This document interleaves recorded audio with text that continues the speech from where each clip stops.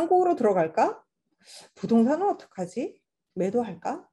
요즘 부동산에 대해서 고민을 많이 하시는 것 같아서 제가 오늘은 상하이 부동산 매도에 대해 총정리해드리는 시간을 갖도록 하겠습니다. 부동산 매도 절차는 총 5단계로 이루어집니다. 첫 번째는 이제 매도 의뢰죠. 매도를 의뢰하시면 집을 보여드리고 마음에 드는 분이 있으면 매매 계약을 체결하게 됩니다. 매매 계약을 체결하고 나면 대출을 상환하시고 저당 등기를 말소하셔야 합니다. 일반적으로는 매수자에게서 받은 선수금으로 대출을 상환하시니까 대출금이 있어도 걱정 안 하셔도 되고요. 그 다음 단계는 명의 이전입니다. 명의 이전을 하고 잔금을 수령하셨다면 집을 넘겨주시면 되겠습니다. 매도 시 필요한 자료는 첫 번째는 한국의 등기권리증에 해당하는 방산증입니다. 그리고 두 번째는 신분증으로서의 여권, 집 구매 당시 가격을 증명할 수 있는 집값 영수증과 취득세 영수증, 그리고 본인이 매매 전 과정을 진행할 수 없다면 위탁서를 작성해서 위탁 진행하실 수도 있습니다. 한국에 계신데 매도가 가능한가요? 요즘 정말 많이 묻는 질문 중에 하나이기도 하죠. 네, 가능하시죠. 위탁하시면 중국에 계시지 않아도 부동산 매도는 가능하십니다. 그럼 위탁 시 필요한 서류는 어떤 것이 있을까요? 첫 번째는 방산증, 그리고 두 번째는 여권입니다. 방산증과 여권을 공증하셔서 중국 대사관 인증을 받아서 중국으로 보내주시면 됩니다. 매입 당시와 여권이 바뀌셨다면 신고 여권 기록을 발급받아서 이 또한 공증과 인증을 받으셔야 합니다. 이 과정이 좀 어려우실 수는 있는데요. 블루아이에서 모든 과정을 준비하고 공증처만 방문하시면 되도록 시스템을 마련해 두었습니다.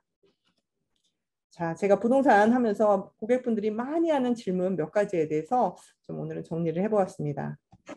매도 시 중국 부동산 세금은 어떻게 되나요? 한국보다 훨씬 간단하고 세율도 낮습니다. 매도 시는 증치세와 개인소득세만 납부하시면 됩니다. 고객님들이 취득하신 주택은 비보통주택에 해당되므로 비보통 세율에 대해서 말씀드리겠습니다. 증치세와 개인소득세 모두 5년을 기준으로 세율이 바뀌는데요. 우선 증치세는 5년 이전은 집값 총액에 대해서, 5년 이상은 차액에 대해서 납부하게 됩니다. 세율은 행정구역별로 약간의 차이가 있으나 5% 초반이라고 보시면 됩니다. 개인소득세에도 5년을 기준으로 바뀌지만 1주택자에 대해서 혜택이 있습니다. 즉 5년 이내 집값 총액에 대해서는 2% 또는 차액의 20% 중에서 적은 금액으로 선택하실 수 있고요. 5년이 넘었고 주택이 한 채밖에 없다면 면제를 받게 됩니다. 매도 자금을 한국으로 가져갈 수 있나요? 네, 가능하십니다. 중국에서는 외국인이 급여소득과 부동산 매각자금에 대해서 근거만 있다면 가져가는 것에 대해 특별한 제재는 없습니다. 다만 중국 세무서에 신고를 하셔야 하고 신고할 때 어느 나라, 어느 은행, 누구에게 얼마를 보낸다는 내용을 신고하셔야 합니다. 이 신고서와 매매 서류를 가지고 은행에서 합법적으로 송금하실 수 있습니다.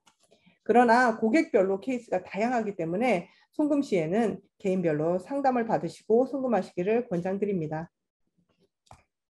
내 집 시세를 정확하게 알고 싶어요. 네, 이런 질문을 왜 하냐면 중국과 한국에 정말 차이가 있습니다. 한국은 보통 실거래가 공개 시스템이 많이 있어서 조회를 할 수 있지만 중국은 그렇지 않습니다.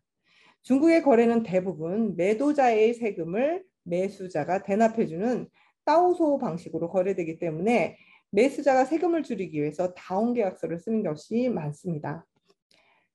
한국의 등기소에 해당하는 부동산 교육 중심에서 거래된 가격을 알 수 있지만 실제 가격과는 차이가 있습니다. 그래서 일반적으로 리엔자와 같은 부동산 중개회사의 웹사이트를 이용해서 대략적인 가격을 파악할 수 있습니다만 중개회사 웹사이트다 보니 자신의 회사에서 거래된 자료로 한정되는 경우가 많습니다.